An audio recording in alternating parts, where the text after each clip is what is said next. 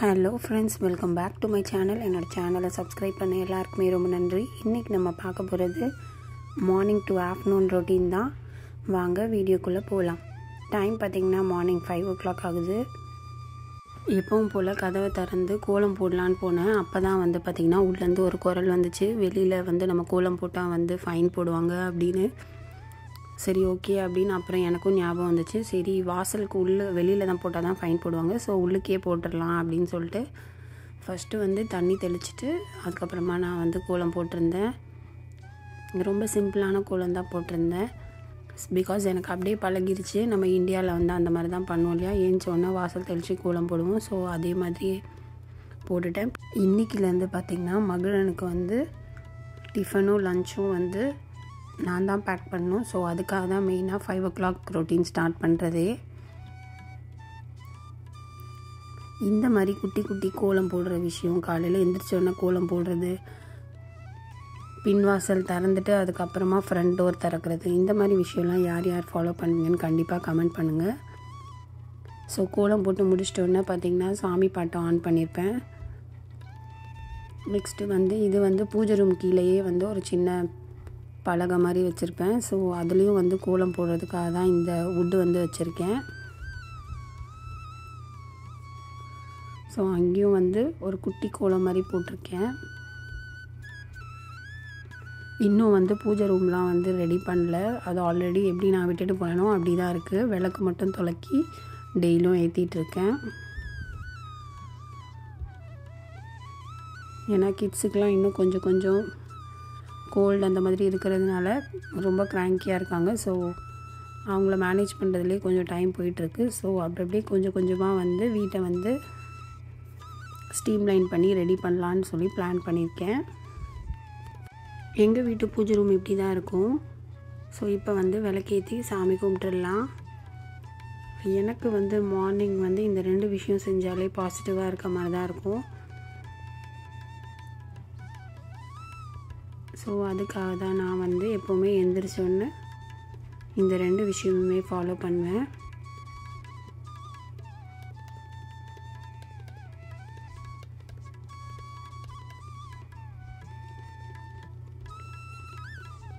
இந்த கேலண்டர் பார்த்திங்கன்னா எங்கள் அம்மா கொடுத்தாங்க. இப்போ அவர் ஊர்லேருந்து வர்றச்ச கொடுத்தாங்க. ஸோ இதை பார்த்தோன்னே அவங்க ஞாபகம் வந்துருச்சு. இன்றைக்கி டேட் பார்த்திங்கன்னா 1/4/24. டெய்லி மார்னிங் எந்திரிச்சோடனே வார்ம் வாட்டர் குடிக்கணும் அப்படின்னு சொல்லுவாங்க. லைட்டாக சூடாக குடிக்கணும். ரொம்ப சூடாகவும் குடிக்கக்கூடாது, ரொம்ப ஜில்லுன்னு குடிக்கக்கூடாது. ஸோ வார்ம் வாட்டர் குடிக்கணும்னு சொல்லுவாங்க. ஸோ அதை நான் ஃபஸ்ட்டு குடிச்சிட்டு அதுக்குள்ளே பார்த்திங்கன்னா அதுக்குள்ளே இனியனும் தூங்கி எழுந்து வந்துட்டான். ஸோ ஃபஸ்ட்டு பால் சூடு பண்ணிக்கலாம். இனியன் பார்த்திங்கன்னா இன்னும் நார்மல் ரொட்டீனுக்கு சாப்பாடுக்கு வரவே இல்லை. கொஞ்சமாக ஃப்ரூட்ஸ் தான் சாப்பிட்ருக்கான். அவனுக்கு இன்னும் இந்த கிளைமேட்டுக்காகவா என்னன்னு தெரியல. பட் ஆனால் இன்னும் நார்மல் ஃபுட் சாப்பாடு, சாதம் அந்த மாதிரிலாம் சாப்பிட ஆரம்பிக்கல. லைட்டாக 1 வாய் 2 வாய் அந்த மாதிரி தான் சாப்பிட்றான். ஃபுல்லாகவே ஃப்ரூட்ஸ் தான் சாப்பிட்டுட்ருக்கான். இன்றைக்கி பார்த்திங்கன்னா மஷ்ரூம் ஃப்ரைட் ரைஸ் தான் செய்யலாம் அப்படின்னு பிளான் பண்ணியிருக்கேன். ஸோ அவனுக்கு கொடுத்து விடுறதுக்கு அதுக்கு தான் ஃபஸ்ட்டு பாஸ்மதி ரைஸ் இருந்தது. ஸோ அதை ஊற வச்சுக்கிறேன். இது மகிழனுக்கு மட்டும்தான் அப்படின்றதுனால ரொம்ப கம்மியாக தான் செய்கிறேன். இனியன் எதுவுமே சாப்பிடல அப்படின்னு சொன்னேன் இல்லையா. ஸோ காலையில் எந்திரிச்சோன்னாவே ப்ரஷ் பண்ணிவிட்டு பசிக்குதுன்னு சொல்லி நின்னான். பட் ஆனால் இப்போது கெலாக்ஸ் மட்டும் வேணும்னு சொல்லி அடம் பிடிச்சி காலையிலே ஸ்டார்ட் பண்ணிட்டான். சரி, ஓகே, எதையாவது ஒன்று சாப்பிட்டா சரி. ஏன்னா எதுவுமே சாப்பிடாமல் இருக்கான். பழம் மட்டும்தான் சாப்பிட்றான். இல்லைனா 1 வாய் 2 வாய் சாதம் சாப்பிட்றதே ரொம்ப கஷ்டப்பட்டு தான் ஃபோர்ஸ் பண்ணி ஊட்டுறோம். சரி, ஓகே, நான் அன்றைக்கி மார்னிங் பார்த்திங்கன்னா கெலாக்ஸ் போட்டு கொடுத்தாச்சு. அதிலே கொஞ்சம் 2-3 பாதாம் மட்டும் மிக்ஸ் பண்ணி கொடுத்துருந்தேன். நெக்ஸ்ட்டு பார்த்திங்கன்னா எனக்கு காஃபி. அப்படியே ஃப்ரிட்ஜில் மாவும் கொஞ்சம் எடுத்து வெளில வச்சுட்டேன். அது கொஞ்சம் நேரம் வெளியில் ஆறட்டும் அப்படின்னு சொல்லிட்டு இட்லியோ தோசையோ ஊற்றுறதுக்காக. இப்போ பார்த்திங்கன்னா என்னோடய பசங்க ஃப்ரூட்ஸ் தான் சாப்பிட்றாங்கன்னு சொன்னேன். அவங்க எப்போவுமே ஃப்ரூட்ஸ் சாப்பிடுவாங்க. ஸோ அதுக்காகவே ஏதாவது ஃப்ரூட்ஸ் ரெடியாக மார்னிங்கே கழுவி வெளியில் வச்சுருவேன். ஸோ அவங்க ஏதாவது விளையாடும் போதே கொஞ்சமாக சாப்பிட ஆரம்பிச்சிருவாங்க. ஸோ இன்றைக்கி நான் என்ன வச்சுருக்கேன்னு பார்த்திங்கன்னா ஸ்ட்ராபெரியும் கேரட்டும் தான் வச்சுருக்கேன். மோஸ்ட்லி மகிழன் ஸ்கூல் போனதுனால அவன் சாப்பிட மாட்டான். இனியனும் நிலாவும் வந்து சாப்பிடுவாங்க. ஸோ இப்போ வந்து நான் காஃபி குடிச்சிட்டேன். இனியன் வந்து பார்த்திங்கன்னா அங்கே சத்தம் வருதுன்னு சொல்லி போயிட்டுருக்கான். என்ன சத்தம்னு பார்த்திங்கன்னா பாத்திரத்தை வந்து மாற்றி வச்சுட்டேன். இந்த மாதிரி பாத்திரம் வந்து நம்ம வச்சோன்னா வந்து கொஞ்சம் ஷேக் ஆகும்.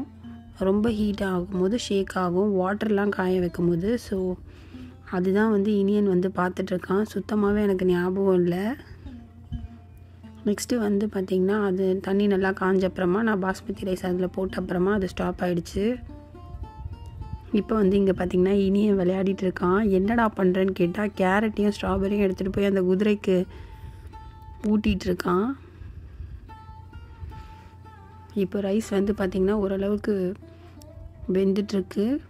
ஃப்ரிட்ஜை திறந்து பார்த்தா வந்து பார்த்திங்கன்னா கொஞ்சம் ஃப்ரோசன் பீஸும் இருந்தது. சரி, அதை சுடு தண்ணியில் போட்டு வச்சுருந்தேன். இப்போ வந்து மஷ்ரூம் ஃப்ரைட் ரைஸ் செய்கிறதுக்கு ஸ்டார்ட் பண்ணிடலாம். சாதமும் வந்து நல்லா வெந்துருச்சு. ஸோ அதை வந்து வடித்து வச்சுருந்தேன். இப்போ ஒரு பேனில் எண்ணெய் ஊற்றி எண்ணெய் காஞ்ச அப்புறமா கொஞ்சமாக வந்து 2-3 பல் பூண்டு சேர்த்துருக்கேன். இது கூடவே கொஞ்சமாக ஆனியன்ஸ் சேர்த்துருக்கேன்.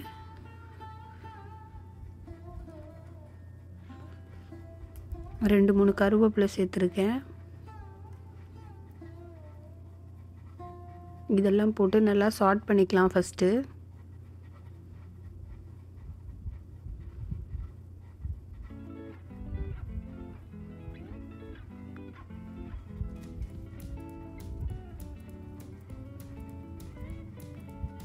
இங்கே வந்து பார்த்திங்கன்னா இவன் சரியாக சாப்பிடாதனால அதுக்குள்ளே திருப்பியும் சொல்ல ஆரம்பிச்சிட்டான் பசிக்குது அப்படின்னு சொல்லிட்டு. சரி ஓகே, கேரட் இருக்குல்ல அதை வெளில எடுத்து வச்சுருந்தேன். அது கொஞ்சம் ஆறி தான் இருந்தது, ரொம்ப ஜில்லுன்னு இல்லை. சரி சாப்பிட்டுன்னு சொல்லியிருந்தேன். இப்போ பார்த்திங்கன்னா ஆனியன்ஸ்லாம் நல்லா ஃப்ரை ஆகிடுச்சு. இப்போது மஷ்ரூம்ஸ் ஆட் பண்ணிக்கலாம்.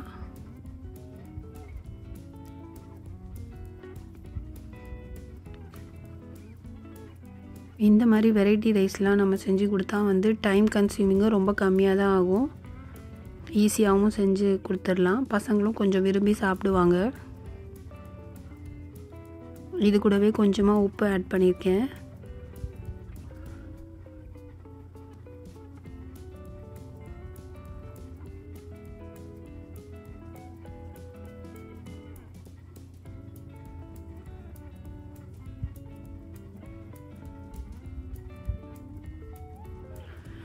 இதை க்ளோஸ் பண்ணி ஒரு 2 to 3 minutes வந்து நல்லா வேக வைக்கலாம்.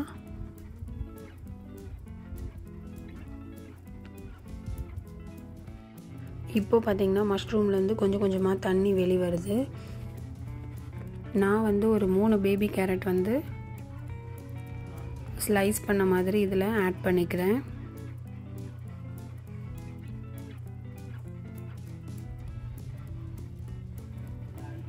இதையும் வந்து நல்லா ஃப்ரை பண்ணிக்கலாம்.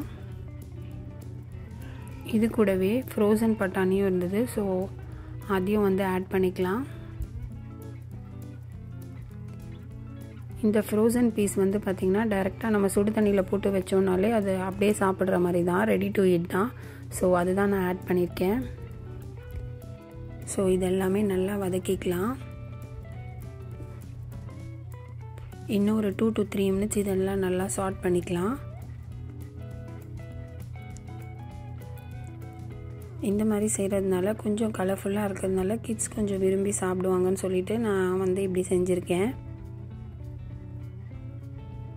நம்மளுக்கு என்னென்ன தேவையோ அதுக்கேற்ற இன்க்ரீடியன்ஸ் கூட போட்டுக்கலாம். என்ன வெஜிடபிள்ஸ் வேணாலும் போட்டுக்கலாம்.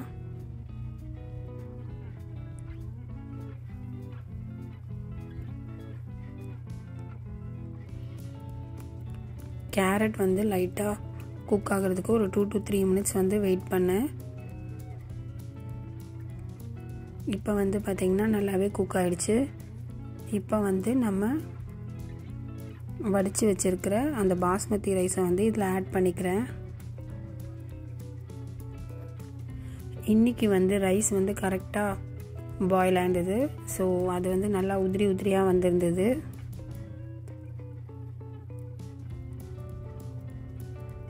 ஸோ இதையும் நல்லா மிக்ஸ் பண்ணிக்கலாம். நான் இதில் வந்து பார்த்திங்கன்னா சுத்தமாகவே காரம் சேர்க்கலை.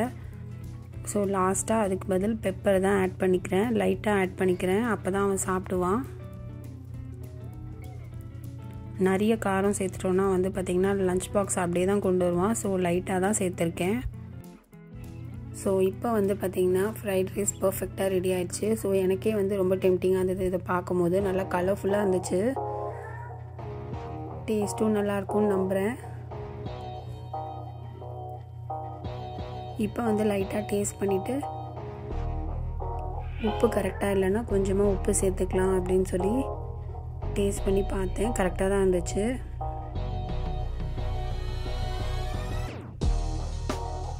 லாஸ்ட்டாக வந்து கொத்தமல்லி தூவி இறக்கிட்டேன்.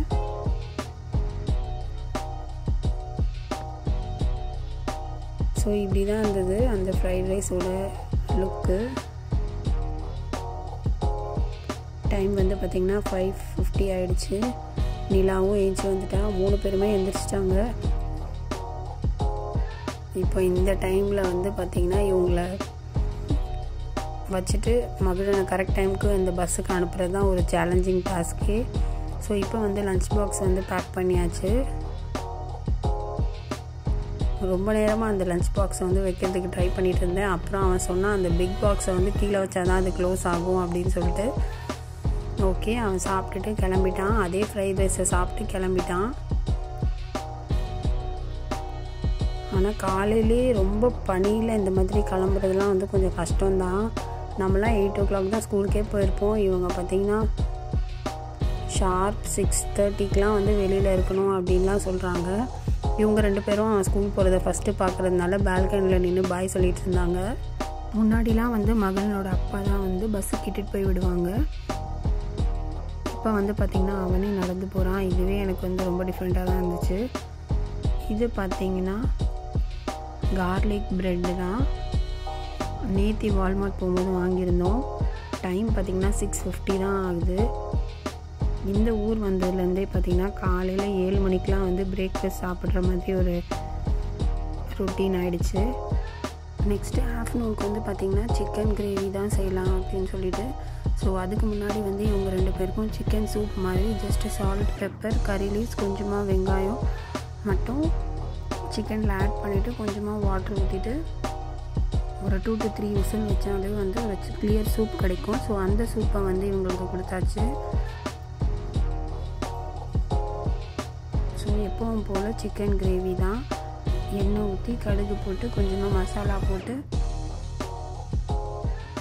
ஆனியன்ஸ் நல்லா ஃப்ரை பண்ணிவிட்டு இது கூட 2 பெரிய தக்காளி அரைச்சி சேர்த்துருக்கேன். இதுக்கு மசாலா வந்து எதுவுமே தனியாக ஆட் பண்ணல. ஜஸ்ட்டு 2 டீஸ்பூன் மிளகாய்த்தூள், 2 டீஸ்பூன் உப்பு, கொஞ்சமாக பெருங்காயம், 1/2 டீஸ்பூன் மஞ்சள் தூள் ஆட் பண்ணியிருக்கேன். இதை ஆட் பண்ணிவிட்டு நல்லா மிக்ஸ் பண்ணிக்கலாம். இது ஒரு 5 to 10 minutes வந்து அந்த பச்சை வாசனைலாம் போகிற வரைக்கும் நல்லா கொதிக்கட்டும்.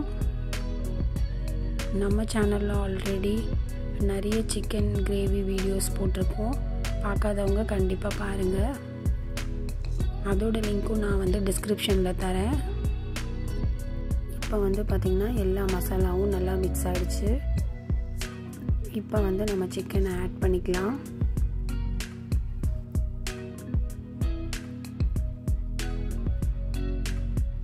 எனக்கு வந்து இங்கே இந்த மாதிரி பீஸ் தான் கிடச்சிது. ஸோ அதுதான் நான் ஆட் பண்ணியிருக்கேன். இதில் நடுவில் வந்து பார்த்திங்கன்னா நல்லா வாஷ் பண்ணிவிட்டு மஞ்சத்தூள் போட்டு தான் வாஷ் பண்ணியிருக்கேன். இது கூடவே மஞ்சத்தூளும் சேர்த்துருக்கேன். நடுவில் வந்து கட்ஸும் வந்து பண்ணியிருக்கேன்.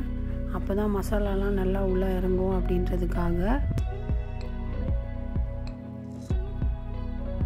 இது கூடவே வந்து ஒரு 1/2 கப் தண்ணி சேர்த்து விசில் வச்சுருக்கேன். விசில் மட்டும் ஏன் எடுத்திருக்கேன்னா ஒரு வாட்டி க்ளீன் பண்ணிட்டு திருப்பி போடலான்னு, ஏன்னா ரொம்ப நாளாக யூஸ் பண்ணாமல் இருந்துச்சு. ஸோ அதுக்காக தான் எடுத்துகிட்டு திருப்பி அதில் வந்து க்ளீன் பண்ணி அதில் போட்டுட்டேன். இப்போ வந்து பார்த்திங்கன்னா ஒரு 3 விசில் வந்துடுச்சு. குழம்பு ஆல்மோஸ்ட் ரெடி ஆகிடுச்சு. இந்த திங்ஸ்லாம் பார்த்திங்கன்னா கீழே எல்லா திங்ஸுமே நாங்கள் ஊருக்கு போகிறதுனால ட்ராலி பேக்கில் வச்சுருந்தோம். ஸோ கொஞ்சம் கொஞ்சமாக எடுத்துகிட்டு வந்து கிச்சனில் அடுக்கலாம்னு சொல்லி எடுத்து வச்சுருந்தேன். ஸோ இப்போ குழம்பு வந்து ஃபுல்லாகவே ரெடி ஆகிடுச்சு. இதை வந்து கொத்தமல்லி போட்டு இறக்கிக்கலாம். ஸோ ஈஸியான சிக்கன் கிரேவி வந்து ரெடி ஆகிடுச்சு. கண்டிப்பாக ட்ரை பண்ணி பாருங்கள். ரொம்ப சிம்பிளாக ஈஸியாக டேஸ்டியாகவும் இருக்கும். இப்போ வந்து பார்த்திங்கன்னா சாதமும் வந்து ரெடி ஆகிடுச்சு. இதையும் வந்து வடிச்சிடலாம். சாதம் வடிச்சிட்டு நிலா பாப்பா என்ன பண்ணுறான்னு பார்க்கலான்னு பார்த்தீங்கன்னா அதே பாட்டு தான். யூஎஸ்ஏ வந்ததுலேருந்தே இந்த ஒரே பாட்டு தான் திரும்ப திரும்ப கேட்டுட்ருக்கா. சரியான டேடிஸ் கேர்ள் இந்த நிலா. ஸோ இதுதான் ஃப்ரெண்ட்ஸ் இன்றைக்கி லன்ச்சு. கொஞ்சமாக மஷ்ரூம் ரைஸ் இருந்தது. So mushroom fried rice, chicken gravy, சுட சுட சாதம், ரசம், இது கூடவே கொஞ்சமாக தயிர். நாங்கள் சாப்பிட்டுட்டு இருக்கும் போதே பார்த்திங்கன்னா வெளியில் நல்ல மழை. நம்ம இந்த வீடியோவோட எண்டுக்கு வந்துட்டோம். இந்த வீடியோ உங்களுக்கு பிடிச்சிருக்குன்னு நினைக்கிறேன். பிடிச்சிருந்தா லைக் பண்ணுங்கள், ஷேர் பண்ணுங்கள், சப்ஸ்கிரைப் பண்ணுங்கள். தேங்க்ஸ் ஃபார் வாட்சிங்.